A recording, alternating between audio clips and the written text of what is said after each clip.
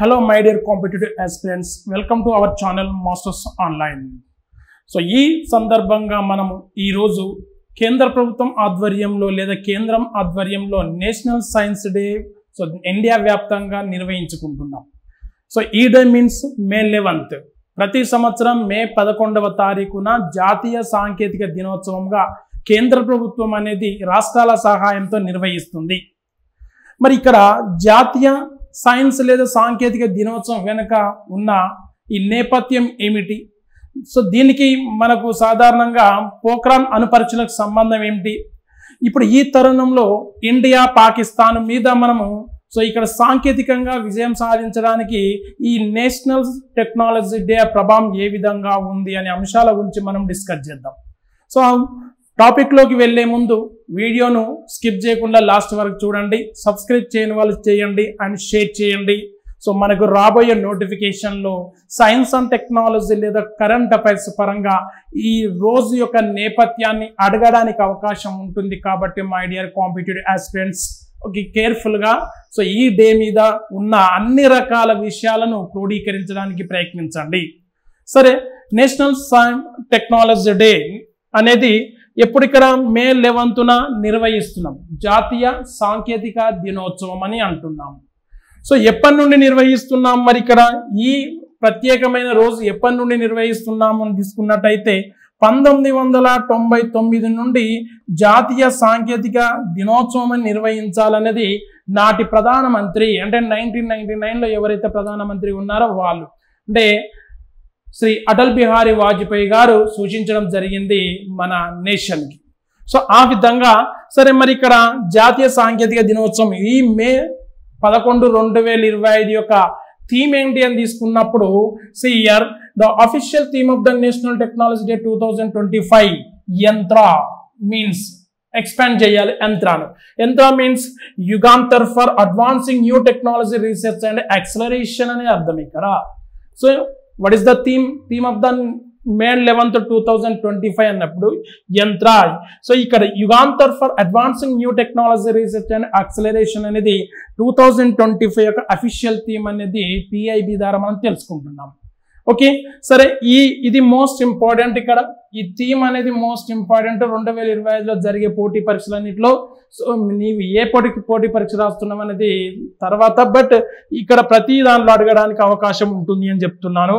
Then సరే, నేపథ్యాన్ని మనం పరిశీలిస్తున్నాం. చారిత్రక నేపథ్యం ఏంటి అని తీసుకున్నట్టయితే సియర్ 1998 మే 11న పోఖ్రాన్లో ఒక చారిత్రకమైన అంశాన్ని చారిత్రకమైన ఒక ఘట్టాన్ని ఆవిష్కరించడం జరిగింది నాటి కేంద్ర ప్రభుత్వం లేదా NDA ఆధ్వర్యంలో ఉన్న కేంద్ర ప్రభుత్వం. అప్పుడు ప్రధానమంత్రి అటల్ బిహారీ వాజ్పేయి గారు.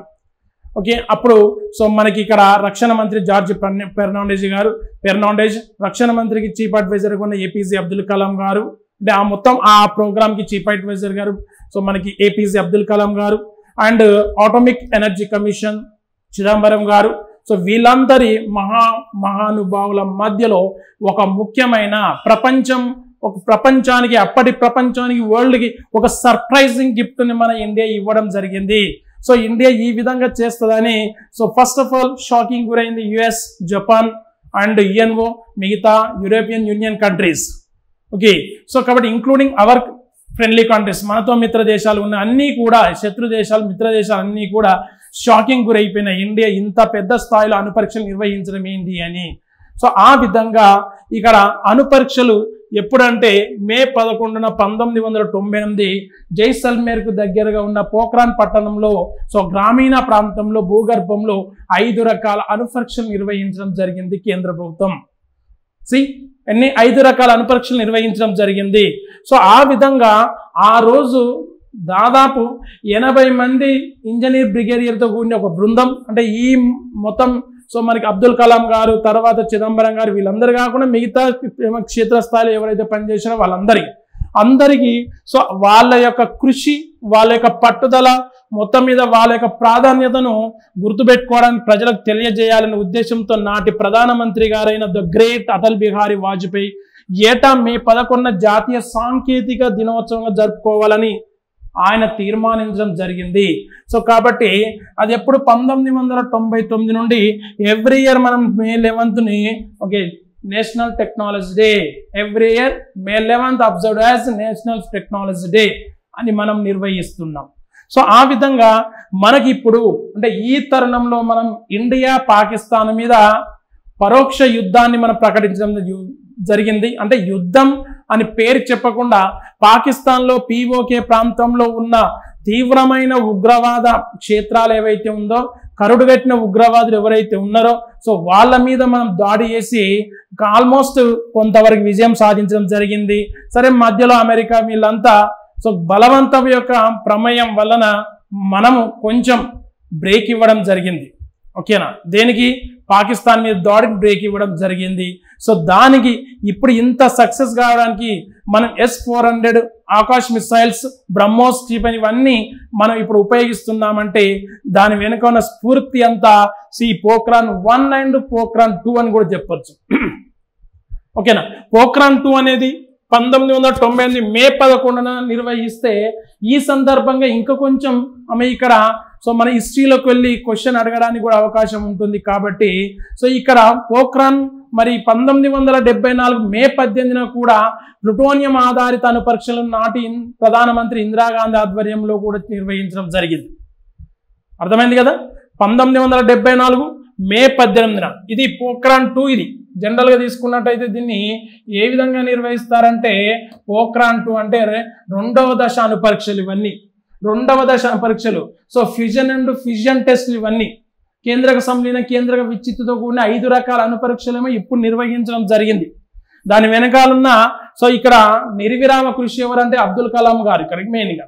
సో అదే విధంగా దీనికి మొత్తం టోటల్ ఆపరేషన్కి పెట్టిన పేరేంటి, మరి ఇక్కడ ఆపరేషన్ పెట్టిన పేరేంటి, ఇక్కడ ఆపరేషన్ శక్తి అని పేరు పెట్టడం జరిగింది. ఇక్కడ ఆపరేషన్ శక్తి పేరు మీదుగా రెండవ దశ అణుపరీక్షల్ని ప్రధానమంత్రి అటల్ బిహారీ వాజ్పేయి ఆధ్వర్యంలో లేదా కేంద్ర ప్రభుత్వం ఆధ్వర్యంలో నిర్వహించడం జరిగింది.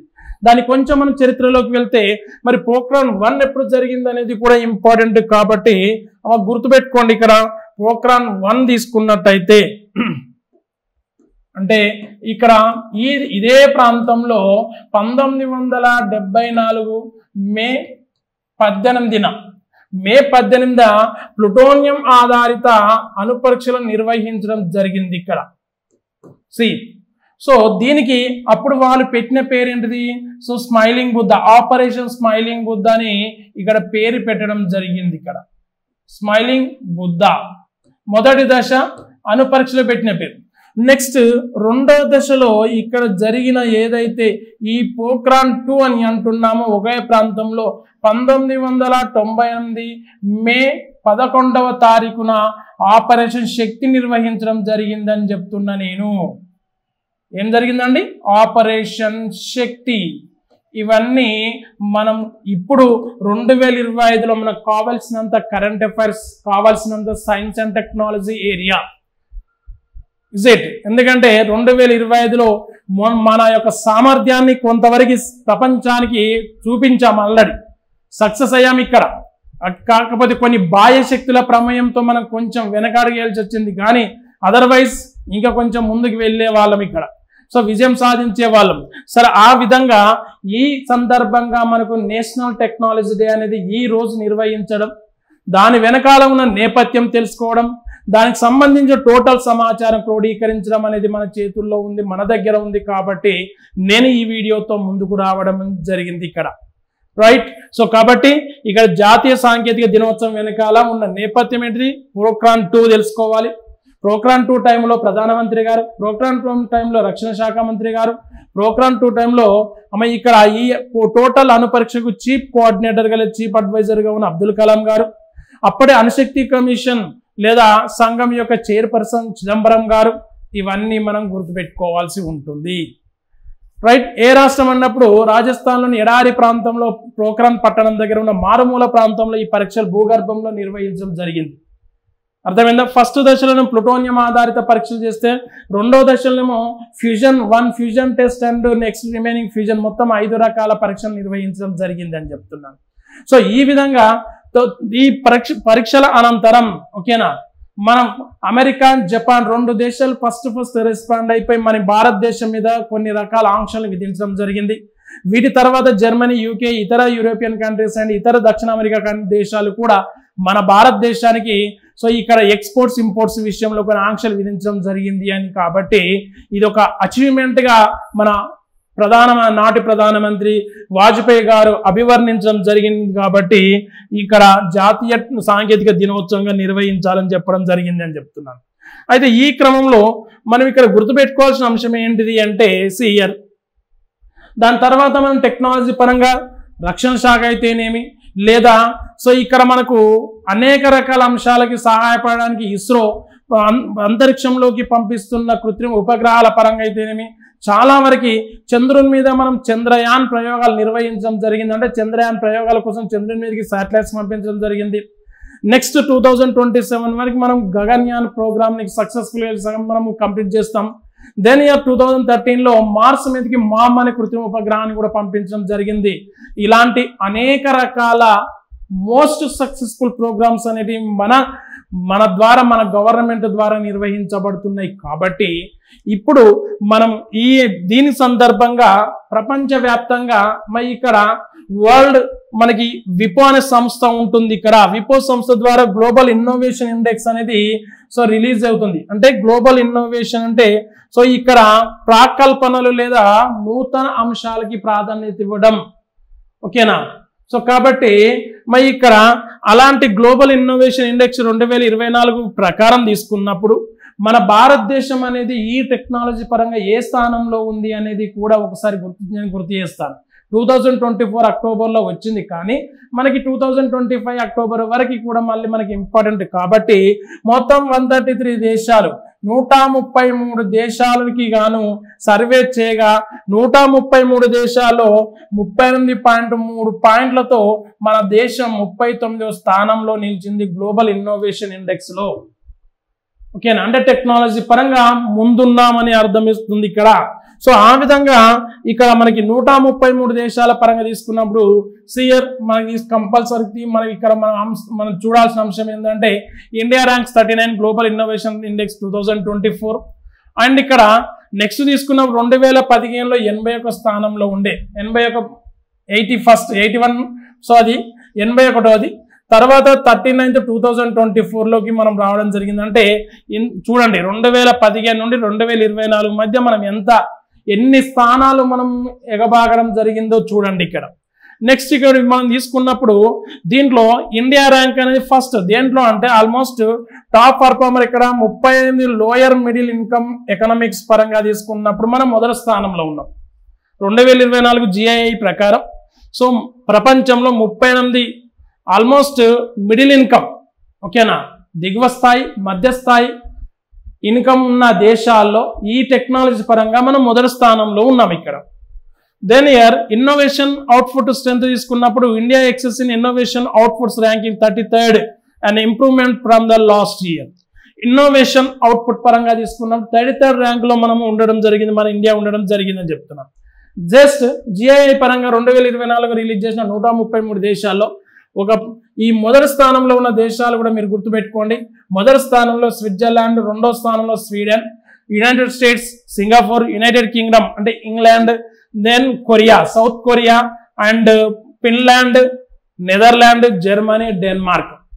మ్యాక్సిమం ఇక్కడ కొరియా ఏసియా కంట్రీ నుండి, సింగపూర్ ఏసియా నుండి, రిమైనింగ్ మనకి USA అనేది ఉత్తర అమెరికా నుండి, ఇక మిగతావన్నీ ఆల్మోస్ట్ యూరోప్ కంట్రీస్. సరే అక్కడ ఏంటి అంటే యూరోప్ కంట్రీస్ అవన్నీ అంతా మనకి హ్యాపీనెస్ ఇండెక్స్లో కానీ, అవినీతి సూచిలో కానీ, సో జెండర్ గ్యాప్ ఇండెక్స్లో కానీ, దీంట్లో కానీ అన్నిట్లో ముందు స్థానంలో ఉండడానికి గల కారణం ఏంటంటే తక్కువ జనాభా, మంచి సహజ వనరులు, ఓకే, జోగ్రఫికల్ నేచర్ వాళ్ళకి యోగ్యంగా ఉంటుంది. సో కాబట్టి ఆల్మోస్ట్ ఇలాంటివన్నీ సాధించడంలో ముందుంటారు.